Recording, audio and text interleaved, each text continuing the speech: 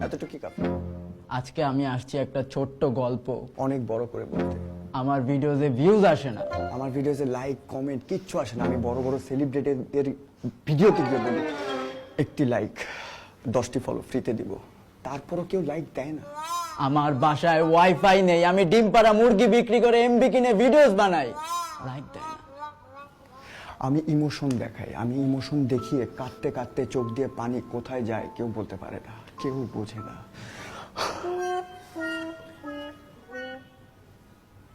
কি ব্যাপার, থেমে গেলেন যে? আমরা 15 সেকেন্ডের বেশি ইমোশনটা আর দেখাতে পারি না, জানে না হয়তো, বোঝে না। আমরা হাসি, আমরা কাঁদি,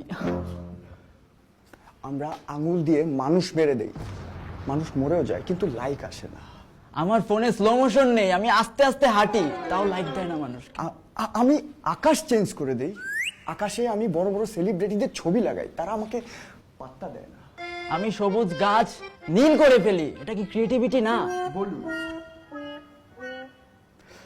আমি আমি একটা মানুষ যে কিনা এত কষ্ট করে একটা ভিডিও বানাই, সেখানে কোনো লাইক আসে না, কিন্তু বড় বড় যারা সেলিব্রিটি আছে তাদের মিলিয়নের উপরে লাইক, এটা কিভাবে পসিবল?